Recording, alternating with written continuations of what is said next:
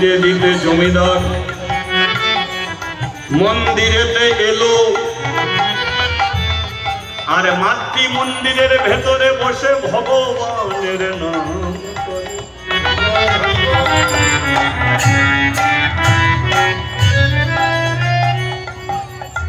গোপাল গোপাল গোপাল গোপাল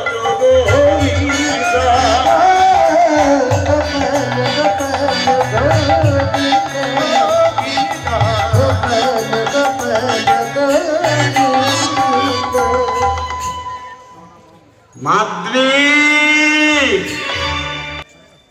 মাতৃ বুঝতে পেরে গেছে যে জমিদার আজকে 15 বছর পরে আবার মন্দিরে এসেছে। আনন্দ করে মাতৃ বেরিয়ে এসেছে, আর জমিদার মাতৃর দিকে দেখি চমকে উঠেছে।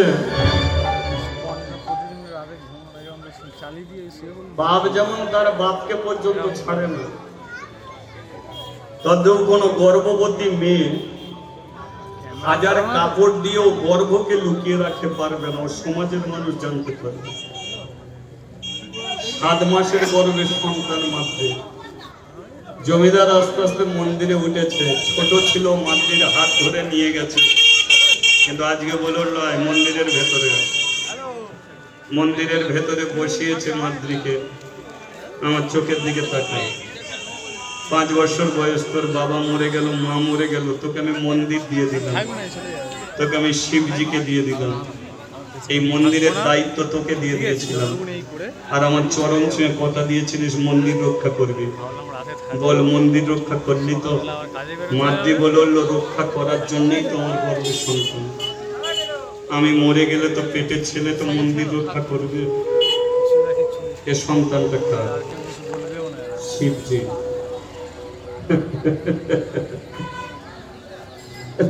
মূর্তি হয়ে বসে আছে, ওর হাত আছে, হাত নড়ে না, চোখ আছে, চোখের পাতা পড়ে না। ও কৃপা করতে পারে, কিন্তু নারী পুরুষের মিলন না হলে সন্তান হয় না। বল তুই কোন পুরুষের সঙ্গে মিলন করেছিস? এটা মন্দির, এটা প্রেমের জায়গা নয়, এটা আদর খাওয়ার জায়গা নয়, এটা মন্দির। স্বামী স্ত্রীর মিলন করার জন্য কোনোদিন মন্দির নেই। আর আজকে তুই সেই মন্দিরে এমন একটা কাজ করলি যেখানে হাজার হাজার গঙ্গা জল ঢেলে দিল, পাপ যাবে না মন্দিরে। আমার শখের মন্দিরকে এত বড় নষ্ট করে দিলি।